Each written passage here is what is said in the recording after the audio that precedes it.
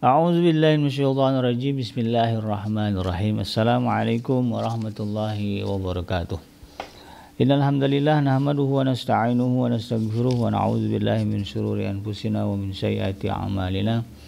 May yahdihillahu fala mudilla lahu wa may yudlilhu fala hadiyalah.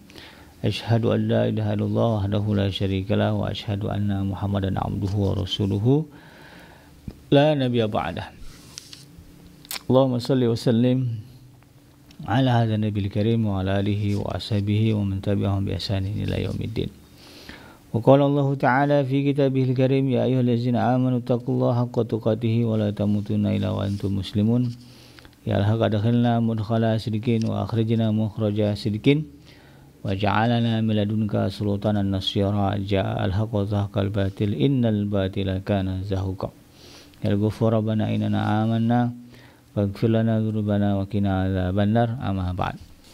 Alhamdulillah, segala puji adalah milik Allah, Tuhan semesta alam yang telah menciptakan kita, dan karena rahmat dari Allah kembali kita berjumpa di channel iDream TV dalam program Tadabbur Al-Quran, di mana insyaallah kita akan kembali menelaah, mempelajari, mentadaburi sedikit demi sedikit apa yang difirmankan oleh Allah Subhanahu wa taala di dalam Al-Quran, agar Al-Quran ini menjadi petunjuk, menjadi rambu-rambu dalam kehidupan kita, sehingga kemudian kita selamat ya menemui Allah Subhanahu wa taala.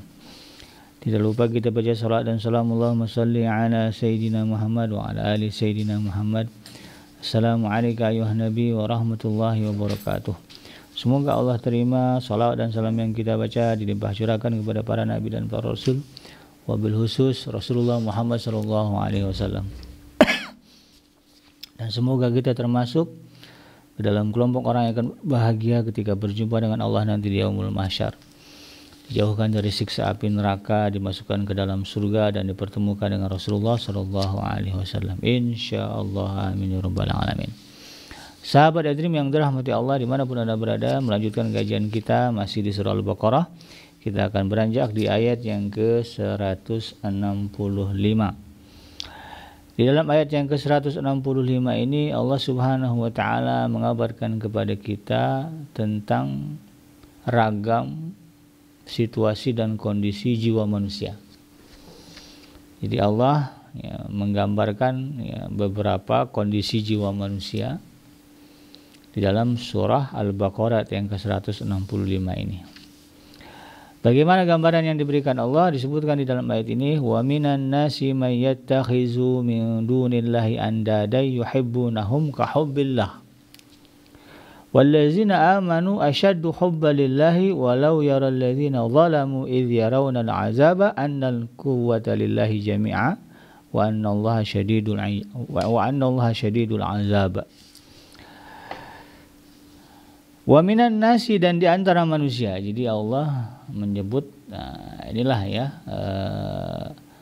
kondisi ya, atau dalamannya ya manusia. Wa minan nasi, dan di antara manusia, may yattahizu min dunillahi andada. Ada yang menjadikan atau mengambil atau menjadikan sesuatu min dunillah, selain Allah ya, bisa benda, bisa manusia, bisa imajinasi ya, kan ada ya orang yang kemudian mempertuhankan sesuatu yang tidak ada ya, hanya dalam bentuk angan-angan ya, imajinasi gitu ya, lalu kemudian disembah, ada ya. Jadi segala sesuatu selain Allah ya, apakah itu dia berfisik ataupun tidak, atau juga mungkin dia adalah manusia ya, atau juga mungkin dia berupa benda ya. Nah, ada yang mengambil itu semua min dunillah, selain Allah, andada, sebagai tandingan-tandingan Allah.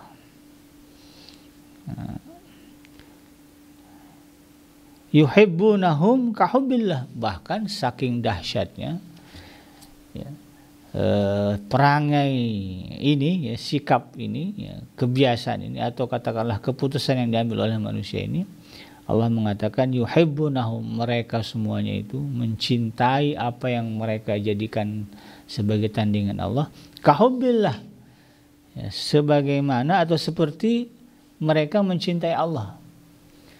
Nah, jadi dalam ayat ini konteksnya ya, Kalau berbicara sejarah, ya maka beginilah gambaran orang-orang kafir Quraisy dahulu. Ya. Mereka di satu sisi yang mengikuti agama nenek moyang mereka, yaitu agama Nabi Allah Ibrahim, di mana di dalam keyakinan millah Ibrahim atau agama Nabi Ibrahim bahwa ya Tuhan semesta alam adalah Allah. Maka kemudian di dalam ayat yang lain ketika ditanya, ya, siapakah Tuhan kalian? Mereka mengatakan Tuhan kami adalah Allah. Ya, orang kafir Quraisy kalau ditanya siapa Tuhan kalian, ya Allah. Cuman ya, di samping Allah Subhanahu wa taala mereka ciptakan, mereka adakan, mereka jadikan ya, tandingan-tandingan. Maka lahirlah kemudian ya di masa jahiliyah dulu patung-patung ya yang disembah, Lata, Manat, Uwal, ya. Itu semuanya diposisikan di area Ka'bah. Ya, Ka'bah kan Baitullah ya, rumahnya Allah, tapi di samping rumah Allah itu di sekelilingnya bahkan ada sekitar 360 ya sesuai dengan bilangan hari dalam setahun berhala-berhala di sekitar Ka'bah. Dan itu punya penganut pengikut masing-masing. Ya, bahkan ya setelah selesai bertawaf ya menyembah Allah, lalu kemudian mereka menyembah berhala-berhala itu. Ya, yuhibbunahum kahubbillah, bahkan ya mereka menunjukkan kecintaan kepada berhala-berhala, kepada tandingan yang mereka adakan selain Allah itu seperti mana mereka mencintai Allah. Nah, jadi itu makanya dibagi dua kan, tawaf dulu, setelah tawaf kemudian dia nyembah berhala. Gambarannya seperti itu. Dan tentu ini adalah sebuah gambaran negatif. Kok bisa ada orang yang kemudian menjadikan Allah ya, sesuatu selain Allah kemudian dianggap setara dengan Allah Subhanahu wa taala, padahal di dalam Al-Qur'an ditegaskan walam yakul lahu kufuwan ahad, dan tidak akan ada ya, tidak akan pernah ada bagi Allah Subhanahu wa taala sesuatu yang sama dengan Allah, yang setara dengan Allah. Bahkan di dalam ayat ditegaskan laisa kamitslihi syai'un, Allah itu tidak menyerupai apapun ya, di semesta alam ini. Ya, dari segi bentuk aja gitu kan nggak akan ada yang bisa menyerupai Allah, apalagi dari segi sifat, kekuasaan dan sebagainya. Tapi anehnya ada orang yang kemudian melakukan itu ya, mengadakan tandingan-tandingan bagi Allah Subhanahu wa taala dan mereka sembah sebagaimana mereka menyembah Allah. Nah, kemudian setelah itu Allah katakan di dalam ayat ini wallazina amanu ya, dan orang-orang yang beriman. Ya, adapun orang-orang yang beriman yang benar-benar imannya kuat, tidak bercampur dengan kesyirikan ya, sebagaimana gambaran jiwa yang pertama tadi, ada orang yang kemudian cenderung kepada kesyirikan ya, sehingga mengadakan Tuhan-Tuhan selain Allah Subhanahu wa taala. Nah, berbeda dengan orang itu, ada orang-orang yang kata Allah digambarkan sebagai orang-orang beriman dan imannya kuat ya, disebutkan di dalam ayat ini asyaddu hubbalillah ya, mereka sangat mencintai Allah Subhanahu wa taala. Nah, saking cintanya maka bagi dia ya, tidak ada Tuhan ya, yang berhak disembah ya kecuali hanya Allah. Tidak ada baginya tandingan-tandingan bagi Allah. Artinya apa? Tidak ada dalam pandangan dia, dalam pikiran dia sedikit pun ya akan ada sesuatu yang setara yang bisa disembah sebagaimana mereka menyembah Allah. Tidak ada yang layak dicintai sedemikian rupa bagi mereka ya selain Allah, tidak ada. Ya, kalimatnya di sini asyaddu hubban ya, betul-betul kuat, dahsyat ya kecintaan mereka kepada Allah, sehingga kemudian mereka mengenyampingkan ya, mengeliminasi lah ya peluang-peluang untuk kemudian mempersekutukan Allah Subhanahu wa taala dengan apapun. Lalu kemudian dikatakan dalam ayat ini juga walau yaral ladzina zalamu, seandainya sekiranya orang-orang yang berbuat zalim itu, maksudnya mereka yang dengan sengaja menjadikan bagi Allah tandingan-tandingan, ya orang-orang yang melakukan kesyirikan itu. Seandainya mereka, ya, orang-orang yang berbuat zalim itu ketika mereka melihat azab, nah, ya, azab bagi orang-orang yang sengaja mempersekutukan Allah Subhanahu wa taala, maka kata Allah Subhanahu wa taala, ya, di dalam ayat ini, annal quwwata lillahi jami'a, dan pada hari itu sesungguhnya segala kekuatan, ya, adalah milik Allah Subhanahu wa taala. Wa annallaha syadidul azab, dan sesungguhnya Allah itu punya azab yang sangat pedih. Kalaulah mereka itu kan dikasih bocoran aja, ya, bisa melihat bagaimana azab, ya, dahsyatnya azab neraka, ya, nerakanya Allah. Kalau kita lihat dalam Al-Quran sendiri, ya, ketika Allah menggambarkan bentuk-bentuk sisa di dalam neraka, itu kan luar biasa dahsyatnya. Ya, kalau sampai itu mereka, ya, gak perlulah mereka sampai melihat lah gitu, ya, atau diberikan penglihatan tentang itu. Mereka bisa berimajinasi aja. Ya, kita ini kalau bisa berimajinasi aja gitu kan, menggunakan daya khayal kita, mengilustrasikan, ya, memvisualkan, ya, dalam benak kita bagaimana gambaran siksa yang ada di dalam neraka. Kan Allah katakan mereka dibakar. Kita bisa mengimajinasikan bagaimana kalau tubuh kita dibakar. Mereka diseret, dipukul muka belakang, gitu ya. Kemudian dituangkan besi panas, ya, nanah, minum nanah dan darah. Coba imajinasikan itu, ya, visualkan dalam benak kita. Nah, kalau sampai itu bisa kita lakukan, ya Allah, ya, tentu tidak akan pernah, ya, terbetik di dalam hati kita, di dalam sanubari kita untuk kemudian, ya, mempersekutukan Allah dengan apapun. Karena di dalam Al-Quran juga ditegaskan bahwa Allah tidak akan mengampuni dosa syirik, ya, dan Allah mengampuni dosa-dosa selain syirik. Jadi itu satu penegasan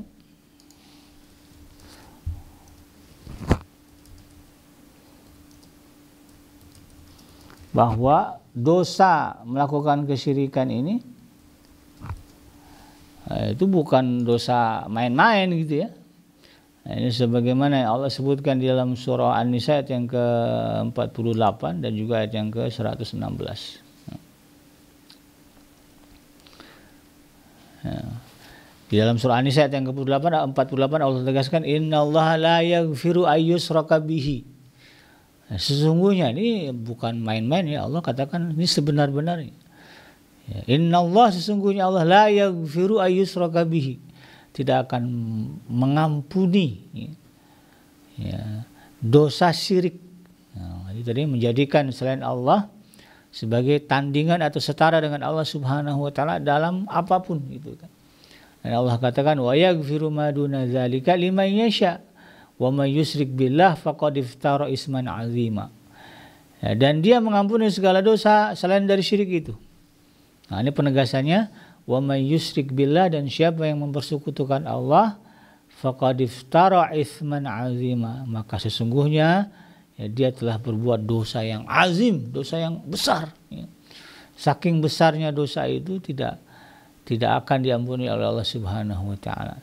Ya, kalau ada dosa lain yang besar juga selain syirik, masih ada kemungkinan diampuni Allah sebagaimana ayat ini disebutkan, ya.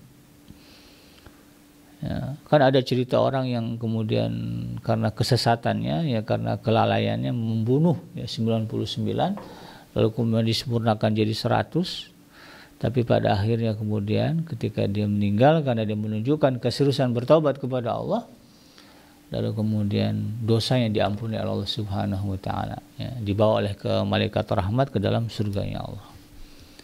100 orang dibunuh, ya, bukan kaleng-kaleng gitu, ya.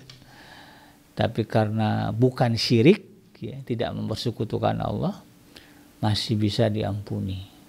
Nah, tapi kalau udah urusan syirik, Allah tegaskan, innallaha la yaghfiru ayyushraka bihi.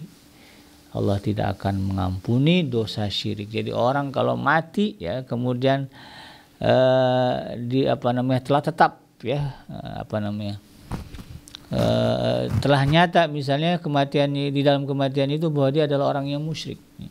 Artinya memang Allah melabeli dia sebagai orang musyrik karena perbuatannya, jadi karena amalannya semasa hidup dan bertahan sampai dia mati, maka tidak akan ada celah peluang sedikit pun bagi orang ini untuk masuk ke dalam surga yang Allah Subhanahu wa taala. Walaupun kan begitu ya, kalau ditanya siapa Tuhan kamu? Tuhan saya Allah. Kenapa ini disembah? Ya ini untuk mendekatkan diri saya kepada Allah misalnya. Kan begitu alasan orang-orang kafir ya, kafir Quraisy. Ketika ditanya kenapa mereka menyembah asnam ya, berhala-berhala, patung-patung itu, mereka mengatakan ya, kami melakukan ini tidak melakukan kecuali karena kami meyakini bahwa patung-patung ini bisa mendekatkan kita kepada Allah katanya. Ya, hujah seperti ini tetap saja disebut sebagai kesyirikan. Ya, karena Allah sudah menegaskan ya di dalam Al-Quran berkali-kali, bahkan Nabi Muhammad SAW selama 11 tahun atau 12 tahun berdakwah di Mekah, 11 tahun loh ya, belasan tahun ya, berdakwah di Mekah, isi dakwahnya adalah menekankan bahwa Allah itu esa ya, menekankan tauhid kepada Allah, mengajak penyembahan kepada Allah saja, tidak kepada yang lain ya. Artinya Nabi Muhammad memerangi kemusyrikan, paganisme ya, semuanya diperangi dengan tujuan agar kemudian manusia menyadari Tuhan yang berhak disembah hanya Allah dan tidak ada yang lain yang berhak disembah selain Allah.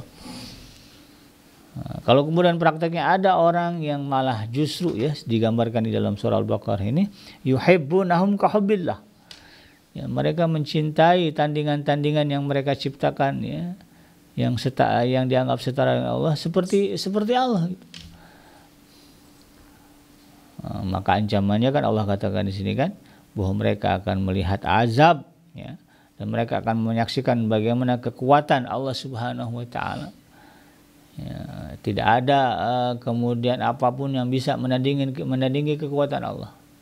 Bahkan nanti ada masanya ya orang-orang musyrik itu diminta oleh Allah menghadirkan apa yang mereka sembah selain Allah. Ya, hadirkanlah gitu ya. Sebutlah ya benda-benda ya, apalah imajinasi ya, atau segala sesuatu yang kita puja-puji ya selain Allah, kita cintai sama dengan bagaimana kita mencintai Allah, suruh datangkan ya. Dan tidak ada yang bisa mendatangkan ya. Karena kekuatan pada hari itu yang milik Allah Subhanahu wa taala ya. Nah, itu akan ditunjukkan oleh Allah Subhanahu wa taala. Dan lebih dari itu, wa anallaha syadidul iqab ya, bahwa Allah memiliki azab yang sangat pedih. Nah, karena itu kemudian sahabat Adrim yang dirahmati Allah, kalau berbicara posisi, nah ya, mau di mana kita nih? Ya, Allah gambarkan dua di sini kan. Ada orang-orang yang dengan sengaja kemudian menciptakan bagi diri dia ya, tandingan-tandingan Allah. Kan ada orang ya mencintai Allah, mencintai jabatannya seperti mencintai Allah, seperti mencintai Tuhan gitu ya. Ya buktinya gimana Pak Kenji gitu kan, kalau giliran bosnya manggil ya, siap nah, gitu ya. Giliran Allah manggil bahkan ya nggak siap gitu kan. Nah, itu lebih parah lagi. Ada orang yang mencintai Allah, mencintai selain Allah seperti mencintai Allah gitu kan. Ya, rajinnya cintanya kepada berhala-berhala atau sesembahan tandingan-tandingan selain Allah sebagaimana dia mencintai Allah. Ya, kedudukannya itu ya disakralkan. Ada orang model begitu. Apakah kita ingin berada di posisi itu? Ya, kalau kita memang bulat tekad gitu kan mengambil posisi itu, siap-siaplah nanti Allah akan menunjukkan segala kekuatan yang dimilikinya kepada kita, dan kemudian ketika itu kita akan ya, berada pada kehidupan yang menyengsarakan, ya diazab dengan azab yang sangat pedih. Atau sebaliknya, ya, kita mengambil posisi sebagaimana Allah sebutkan di dalam ayat ini, wallazina amanu asyaddu hubbalillah. Adapun orang-orang yang beriman dan imannya kuat, maka kecintaannya kepada Allah sangat dahsyat. Sangat dahsyat. Saking dahsyatnya, digambarkan di dalam surah Al-Baqarah ya, ayat yang ke-207 ya. Disebutkan di dalam ayat ini, wa minan nasi may yashri nafsahu btigha amradatillah wallahu raufun bil ibad. Dan di antara manusia ya, wa minan nasi may yashri nafsahu libtigha mardatillah. Ada orang-orang yang kata Allah mau mengorbankan dirinya. Ya, saking cintanya kepada Allah, dia rela mengorbankan dirinya. Ya, ibtigha mardatillah, untuk mencari keridhaan Allah. Yang penting Allah redha. Walaupun harus mati saya siap, yang penting Allah redha. Saking cintanya kepada Allah, dia siap mati. Jangankan diminta harta, diminta nyawa pun dia bilang oke. Ada orang model begitu ya. Kalau kita baca dalam sejarah, baik di dalam Al-Quran ya. Nah, itu yang digambarkan oleh para nabi. Bagaimana para nabi ya, memiliki kecintaan yang tinggi kepada Allah. Jangankan harta, benda, tenaga ya, nyawa pun ya, kalau diminta oleh Allah, mereka siap, kalaupun resikonya ya harus mati untuk menunjukkan kecintaan kepada Allah, ketaatan kepada Allah, mereka siap. Ada ayat di dalam surah Al-Baqarah sudah kita bahas di sebelum-sebelumnya ya, ada para nabi, para rasul yang kemudian dibunuh ya oleh kaumnya karena getol menyuarakan ya, keesaan Allah Subhanahu wa taala, penyembahan kepada Allah Subhanahu wa taala. Mereka kemudian dibunuh oleh kaumnya. Itu gambaran para nabi dan para rasul. Dan mereka tidak ada masalah. Bahkan ada orang-orang ya di zaman dulu ya, mereka kemudian harus merasakan siksaan yang dahsyat dari raja-raja, penguasa-penguasa yang zalim. Ya, penguasa-penguasa yang zalim hanya gara-gara mereka ya menunjukkan ya, menampakkan ya, ketauhidan mereka kepada Allah Subhanahu wa taala. Biar mereka enggak gentar. Ya, banyak kisah-kisah seperti, bahkan dalam hadis juga sama. Demikian juga pada zaman Rasulullah SAW ya. Ada orang-orang yang ya dia siap gitu ya untuk menjalani siksa dari orang-orang yang tidak menyukai mereka. Ya, demi ya menegakkan kalimat tauhid. Ya, kita tahu bagaimana misalnya kisah Sayyidina Bilal bin Rabah ya. Ya, diminta murtad sama tuannya karena dia adalah budak ya. Dia tidak mau, maka ya, dia harus siap disiksa ya, dibakar. Bukan dibakar, dijemur ya. Di atas pasir di tengah padang pasir di tengah hari bolong ya. Itu sampai Sayyidina Bilal pun ngomongnya udah nggak konsentrasi. Dia hanya bisa bilang ahad, rintihannya. Ada juga Sayyidina Ammar bin Yasir ya. Nah, sama itu dia diikat ya, kaki tangannya. Lalu kemudian kepalanya ditempelin besi panas. Supaya kemudian ya mereka murtad, tapi mereka memilih bersabar ya, menjalani siksaan, menjalani kekejaman. Nah, ini orang-orang ini yang Allah sebut wa minan nasi may yasri nafsahu ibtigha mardatillah. Dan Allah balas ya mereka ini dengan kalimat wallahu raufun bil ibad. Dan Allah Maha Penyantun kepada hamba-hambanya. Derajat orang-orang itu melejit. Walaupun dalam pandangan kasat mata manusia mereka adalah budak, sahaya, orang-orang miskin, tapi di sisi Allah mereka adalah orang-orang mulia. Orang-orang yang dimuliakan oleh Allah Subhanahu wa taala.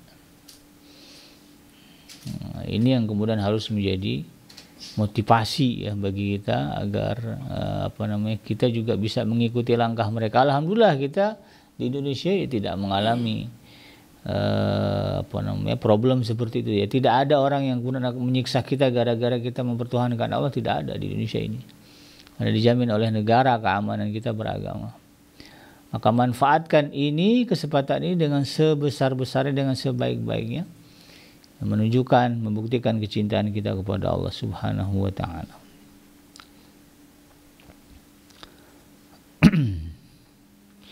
Dan kemudian ya di dalam ayat yang di dalam surah Al-Maidah ayat yang ke-50, ayat yang ke-54 Allah Subhanahu wa taala menggambarkan juga ya. Ini ada kaitannya dengan ayat ini, dengan ayat surah Al-Baqarah ayat yang ke-165. Allah menyebutkan ya ayyuhallazina amanu may yartadda minkum an dinihi fasawfa fasawfa ya'tillahu biqaumin yuhibbuhum wa yuhibbunahu. Hai orang-orang yang beriman, siapa di antara kalian yang murtad keluar dari agama Islam, gitu ya. Apa kata Allah? Ya. Fasawfa ya'tillahu biqaumin yuhibbunahum wa yuhibbunahu.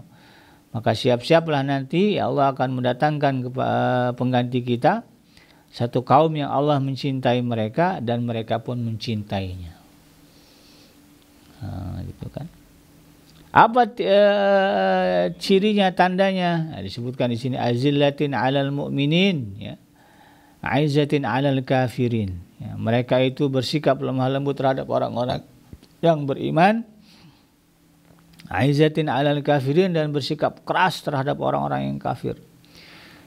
Yujahiduna fi sabilillah. Mereka bersemangat, ya, berjihad di jalan Allah Subhanahu wa taala. Wala yakhafuna laumatal la'imin, dan mereka tidak takut, ya, dengan celaan orang-orang yang suka mencela. Beraninya di atas rata-rata, ya. Dzalika fadlullahi yu'tihi may yasha. Itulah, ya, sebahagian dari karunia Allah yang diberikan kepada siapa yang dikehendaki oleh Allah. Wallahu wasi'un alim. Sesungguhnya Allah itu maha luas, ya, pemberiannya lagi maha mengetahui. Jadi akan ada nanti, ya, dalam setiap masa, ya, setiap zaman, setiap kondisi, ya, selagi dunia ini belum kiamat, orang-orang yang kemudian mencintai Allah, ya, dengan kecintaan yang dahsyat, dan kecintaan mereka itu juga dibalas oleh Allah Subhanahu wa taala. Maka, ya, jangan sampai kemudian kita ketinggalan gerbong. Ya, ambillah langkah tegas bahwa kita ingin menjadi orang-orang yang dicintai oleh Allah Subhanahu wa taala karena kecintaan yang besar kita kepada Allah. Ya, kita dicintai penguasa aja luar biasa itu kan, bahagianya. Ya, kita dicintai presiden misalnya kan, dicintai raja, ya, jangankan itulah, ya, dicintai manusia lah, ya. Ya, dicintai oleh pasangan kita, ya, dengan cinta yang besar. Wah, itu udah bikin happy. Nah, istri-istri ini kalau mendapati suaminya, ya, mencintai dia dengan cinta yang besar, itu bahagia dia. Karena efek dari cinta itu, ya, dahsyat gitu kan. Ketika suami mencintai istrinya, maka dia akan jaga istri dengan sebaik-baiknya, dicukupkan segala keperluannya, ya. Dia akan mematuhi apa yang diinginkan oleh istrinya. Ya, happy lah pokoknya. Istri jadi ratu gitu, ya. Atau sebaliknya, suami yang dicintai oleh istrinya luar biasa, nah, itu juga insya Allah mendatangkan kebahagiaan. Ya, hajat hidupnya dijaga, makan minumnya dijaga, ya. Ya, kalau komunikasi dijaga, ya, lemah lembut dan sebagainya. Apalagi kemudian yang mencintai kita adalah Allah Subhanahu wa taala. Jadi kalau ingin kita dicintai Allah, maka mulailah dari kita. Berjuanglah, berusahalah untuk kemudian mencintai Allah, ya, semaksimal mungkin, full cinta kita kepada Allah Subhanahu wa taala. Nantilah ada pembahasan bagaimana sebetulnya jalan menuju mahabbah, atau bagaimana jalan, ya, di dalam menggapai cinta Allah, ya, bagaimana kita apa yang harus kita lakukan dalam konteks mencintai Allah Subhanahu wa taala. Akan ada pembahasan insyaallah. Demikian sahabat Adri, mudah-mudahan bermanfaat.